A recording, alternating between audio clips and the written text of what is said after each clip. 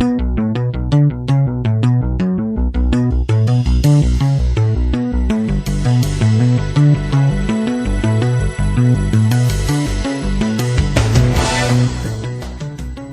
to the Prophecy Club. Are you a soul winner?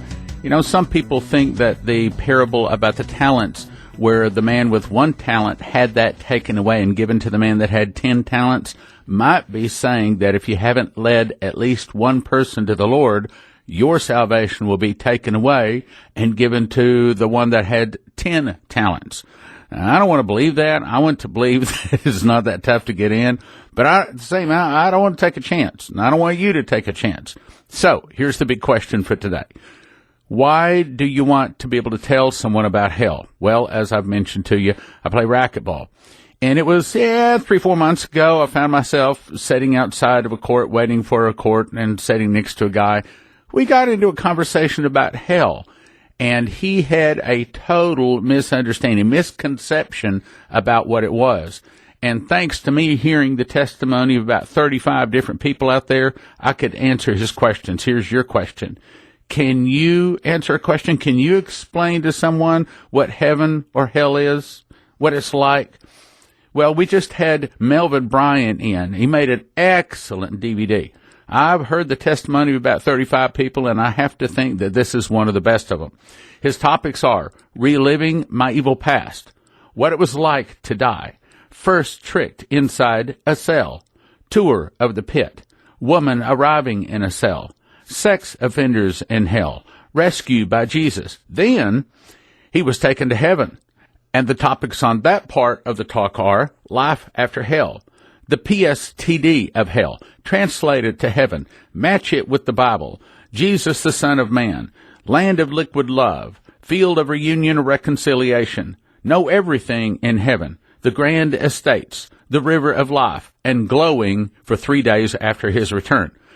Now, we have been offering the DVD and his book for a gift of $45. However, today, you can get both his book and his DVD for a gift of $35 at prophecyclub.com or 785-266-1112.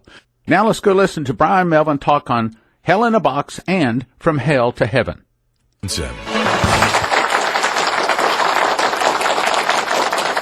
Welcome to the Prophecy Club, where we provide information and resources with a prophetic warning message to win souls to Jesus and to call people to repentance. Our topic today is called Hell in a Box. Now, this guy spent some 4 hours in hell, and he's going to tell us all about it. Former atheist, now testifies for Christ, 34 years now in Christian ministry and apologetics, written a book called A Land Unknown, Hell's Dominion. And that is part of the story where that word came from. He also has been invited, shares on radio and TV and a docudrama, amazing testimony of how God showed him. He didn't just go to hell, he was taken on a tour to hell. Help me welcome Brian Melvin. God bless you, brother. Glad to have you. Thank you. Man, it's great to be alive today, especially after you've been through what I've been through. You wake up every single morning praising God for this beautiful day. No matter how much it rains or the storms or how bright the sunshine is, you're just thankful that it's a brand new day. But it wasn't always like that for me. You ever had one of those days where everything just seems to go all wrong and you wake up on the wrong side of bed, you stub your toe and all those kinds of things? Well, many years ago, I wasn't a Christian. I woke up having one of those days. I worked at a construction site thinking that my life would go on just as planned. But everything suddenly changed because I'm a near-death or an after-death survivor, because that day that I remember so clearly when I died, it changed my life. So I spend my time now testifying of the afterlife, and I found out the hard way that there is no escape into nothingness. Everything's not lollipops after you die, because that's what a lot of people teach these days. After you die, it's all lollipops and roses, and you skip through the tulips and everything's happy. Or, you like me, I was a militant atheist. who didn't believe in an afterlife and only thought that there was just nothingness. And I had no knowledge near-death experiences because this happened about 1980. It all began for me walking in to work one morning, getting into the company truck, and driving off to the construction site where I worked at. And I accidentally drank some bad water at a construction site in Tucson, Arizona. It was very hot, about 121 degrees that day. So we actually go to work about 5:30 in the morning, and you work till about 1 o'clock because it's just too hot. So I drank this bad water by accident. It's been sitting in the cooler. Someone had a truck that broke down and overheated, so they filled up their cooler out of creek water out of Mexico. They brought it to the construction site. Lo and behold, I'm hot, I'm thirsty, so a friend and I walked up to the truck, seeing a cooler in the back, one of those orange construction coolers, I picked it up, drank it and swallowed several good gulps, handed it to my friend. He just spat it out. And we opened it up, and, being a militant atheist who used to argue with Christians, I always tell people God has a sense of humor because I drank Darwin's soup. I was really heavy into evolution. I'd argue with Christians all the time. I would have people come up to me all the time trying to witness to me, and I would just bat them away because I was a very militant atheist. And I always defended evolution. So I remember opening up that Darwin soup, and it was fungus water, I call it. Little wormy things swimming around in it. So within 24 hours, they say I contracted cholera, plus something else. Who knows what else I drank. And so at the 24 hours, cholera hit me. So let me tell you about what happened. So in 24 hours, I started to develop a fever. My stomach started to hurt, and I was losing fluids out of both ends. I was vomiting, and I was going out at the same time. And I started to have the shakes. My fever started to get real high. And so what do? Being this militant atheist who liked to party, drink, do all these crazy things with my life, guess what I did? I took the John Wayne cure. You know what that is? Jack Daniels, Jose Cuervo, Wild Turkey. Didn't work. Made me worse. Dehydrated even faster. I didn't have a bullet to bite or nothing. My stomach started to feel like razor blades were sloshing around inside. I began to get a real high fever. Then later, after I recovered, and years later, I actually went into a medical library and looked up what the symptoms are of cholera because I wanted to figure out what in the world happened. And so I looked it up, and there's a part in cholera where you're just before your body goes into shock, after you lose all your fluids and you die, you recover. You get like a reprieve, and you start feeling good. Well, that happened. I started to feel good. I rented a duplex apartment with a couple of guys. They were going to go out and do a little adventure, fly over to Grand Canyon, and I wanted to join them, but I was too sick, and I told them to go ahead and go. Look, I'm up. I'm over it. When you get back, we'll just open up some beer, and we'll be fine, Big John Wayne guy, Big tough guy. Been around, argued with Christians, got in fights, hung out with bikers. Yeah, when you get back, we'll drink some beer, I'm okay. I'm walking around. They said, yeah, you don't look too good. We should stay here with you. I said, no, guys, go. So they told their neighbor to check in on me. So the next thing I knew, they left. I remember them leaving. I fell on the kitchen floor in a pool of sweat. I had my German Shepherd dog with me at that time. The dog started whimpering, and I managed to crawl to the bathroom and had another incident. I made a big mess. I knew I had to clean it up, so I cleaned it up with Lysol. It was and I passed out. Next thing I knew, I opened the bathroom door, and it took me a long time to crawl a few feet to the bedroom and climb into my bed. And next thing you know, I was laying on my bed, and I remember this like it happened just a few seconds ago. Just sitting there in excruciating pain, the highest fever you ever felt, shaking, your teeth rattling, and I wasn't really breathing normal anymore. And I took my last breath. It was just like waking up. It was like waking up because as you can see, and I'm not on radio, I'm on TV, so I got glasses and I'm nearsighted. And I have to have my glasses on to see across the room. Well, I didn't have my glasses on. I could see across the room.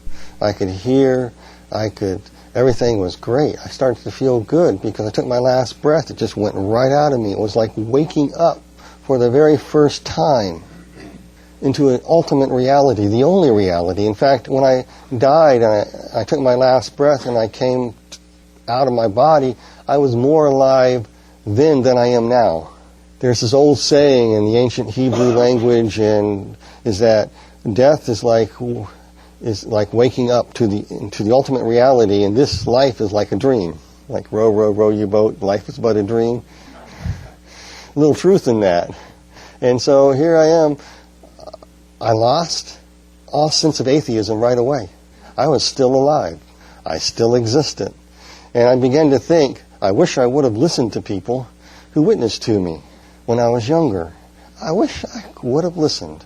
But I didn't know what to expect because I just left a body filled with pain, vomiting, defecation, violent fever, extraordinarily pain in the gut, like razor blades sloshing around, going up and down. Oh, it was awful.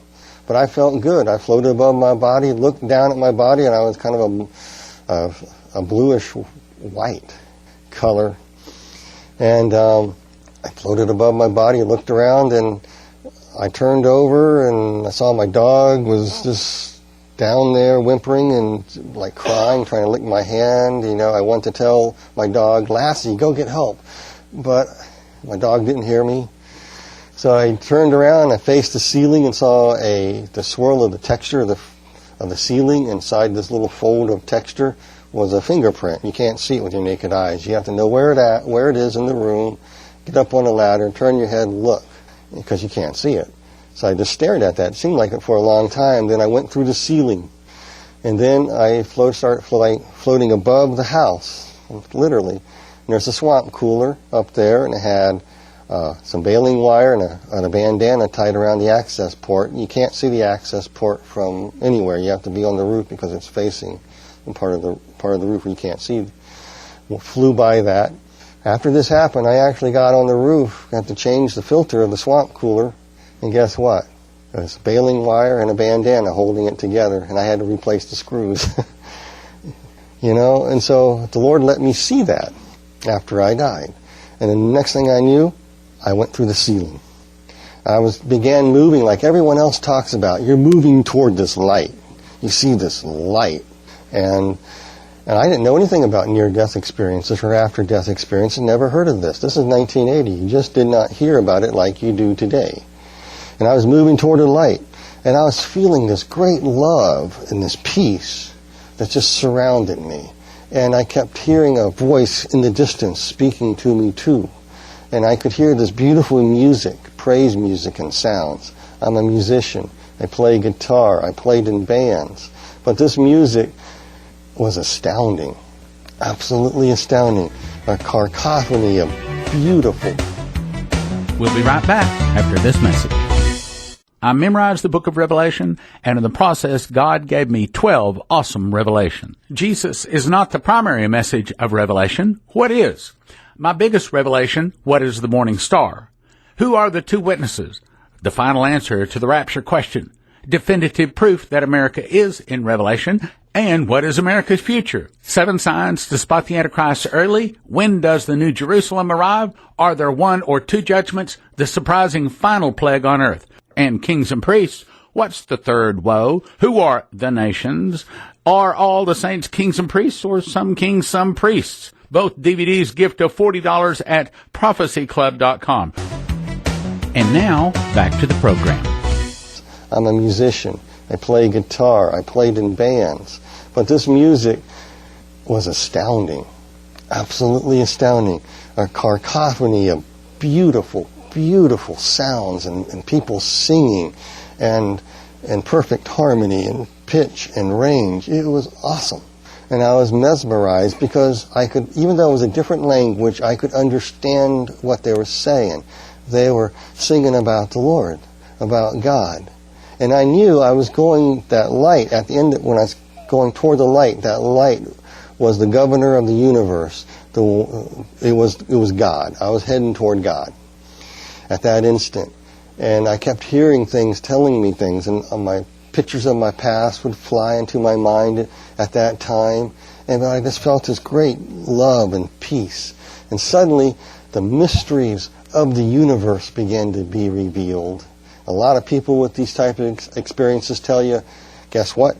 You get to know all the mysteries of the universe, all the whys of life, and everything, like why this happened, why there's evil in the world. And a lot of times that people come back, they can't remember a thing.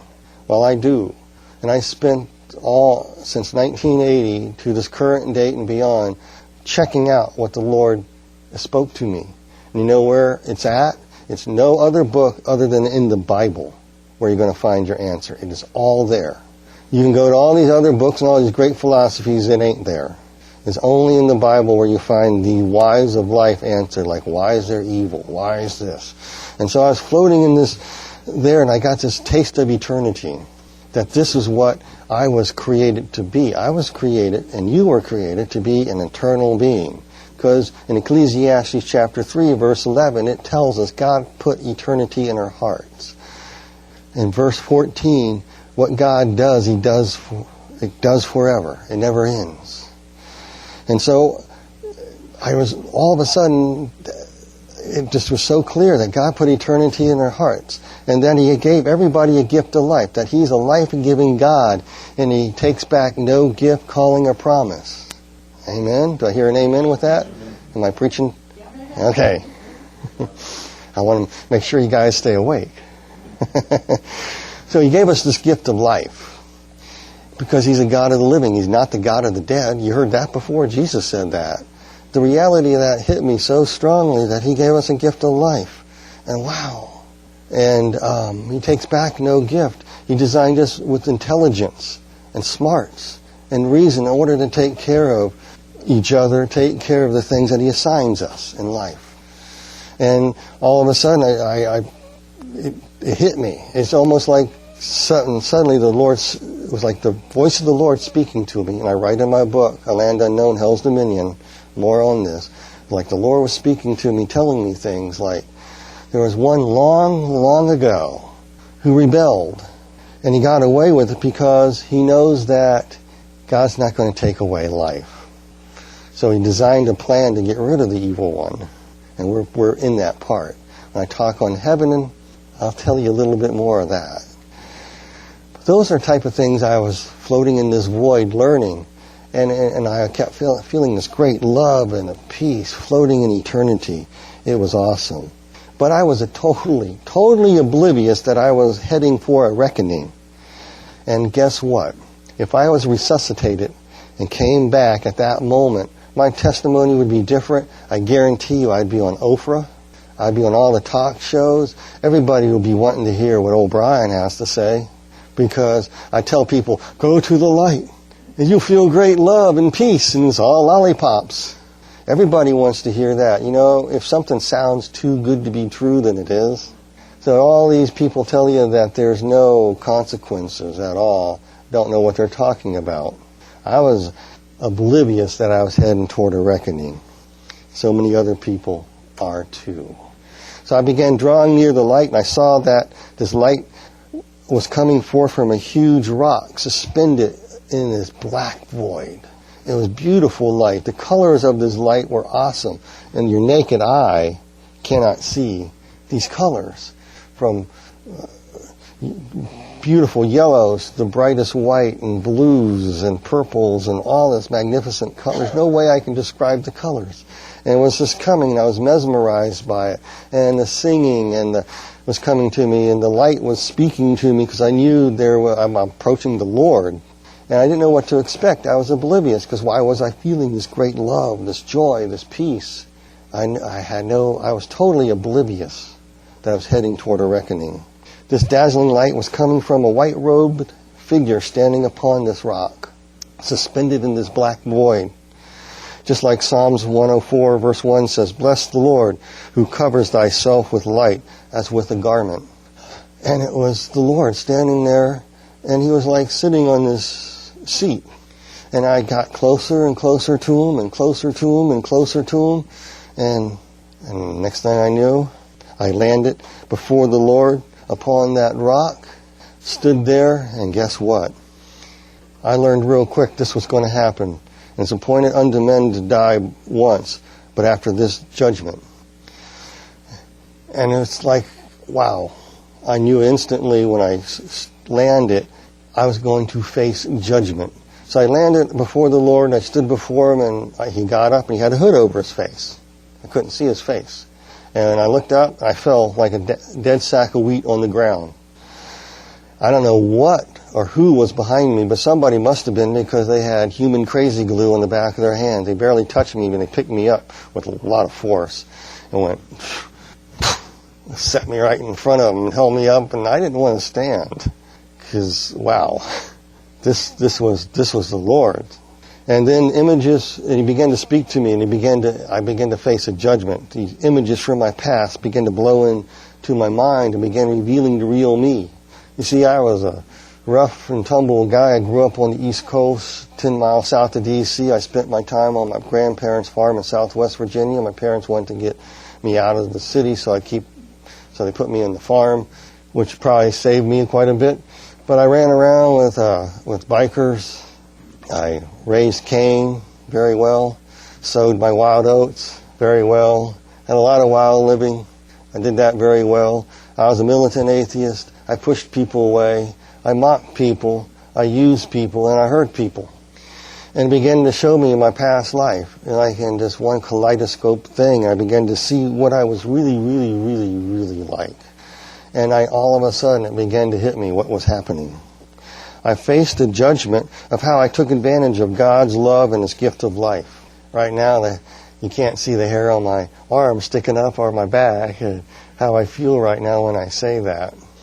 And I want to warn people, you face a judgment of how you take advantage of God's love and gift of life. I want you to think about it for a second. People think they can waltz right into heaven. No, you can't. God's love was judging me for how I took advantage of all His goodness. You see, He began showing me by His great love how I avoided very serious accidents. Like how I was driving on a road called Gallows Road in Virginia, all drunk, with a car full of my teenage buddies. Going over this hill, real high rate of speed, and the road slightly turns, and I went over it, and there's a 300-year-old oak tree right there, and there's a lot of people who got killed there. So I go flying over there, and I didn't realize how I was drunk, I didn't know where I was, probably. Flew over in the air, heading toward that tree, and something moved the car, and I landed on the road and kept it straight going down a hill. I did, Dukes of Hazzard, type of jump. No damage to the car. Everyone slapped me on my back saying, "Oh man, you're a great driver." "Oh yeah. You know how it is, guys. Let's do it again." "No, I ain't doing it again." I got sober that night pretty quick. I almost killed myself, and about 10 other people packed into my dad's station wagon. The Lord showed me how He spared me that night. He showed me how later, after I got out of school, high school, He gave me good jobs as an electrician. He kept showing me all the times I heard that, "Don't do it. Don't do it, Brian. Don't hang out with these guys." So what do? I hang out with these guys. We pull up. I'm not kidding you. We pull up into a bar to go to a bar to pick up girls. That's what guys do, when you're in the world. You go to bars, pick up girls. So I'm going there. We see guys, "Hey, look at the stereo system." So they broke into the car, put the stereo system in my car, and then we went into the bar and we drank. Then the other police they got reported there. They didn't see, and we come out and they didn't say nothing to us. They didn't suspect us. That's the type of person I was. The Lord's saying, I ignored those don't do those things. Have you? I was really, really blessed to have great parents, great family. The Lord showed that. And He showed me how great my parents were.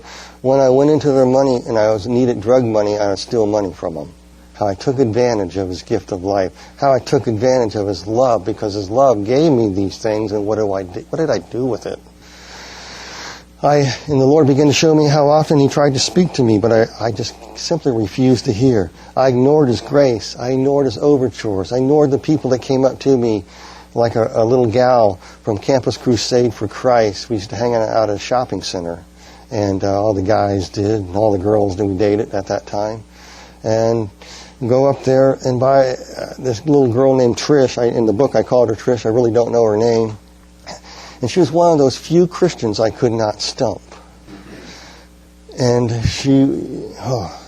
I could not stump her. And I had a crush on her because she was cute. Probably why I couldn't stump her. But she stumped me every single time. And then the Lord showed me another overture, a pastor, that a guy was studying to be in the ministry. And he came over to my parents' house. And, we're outside. I'm drinking beer. We're playing a board game. And I'm blowing smoke in his face with my cigarettes, trying to trip him up. And he just loved on me. He didn't care if I blew smoke in his face. He witnessed to me, and I just didn't want to hear it. Thought I was wiser and smarter. I had my own relatives down in Southwest Virginia when I stayed on the farm. I was down on the farm, and my uncle came up to me, my aunt, and we got in this big thing on evolution. He says, "Well, Brian, where did the first seed come?" "Well, it came from stardust." "Where did the stardust come from?" Well, it was always there. If it was always there, then why can't God be always there? I had no answer. So the Lord kept showing me how good He is. All His kindness was shown toward me, and how I treated His love with utter contempt. You got to understand, folks, God's love judged me. And sometimes when I came back, after this experience, I wanted to grab people by their lapels and say, God's love is going to judge you. And they're going to say, I can't wait, because that means He's going to let me in heaven just because He loves. You have no idea. I'm going to have to break in right there, but you've been listening to Brian Melvin talk on Hell in a Box and From Hell to Heaven. It's 2 topics, but it's 1 DVD, and we're right now offering it.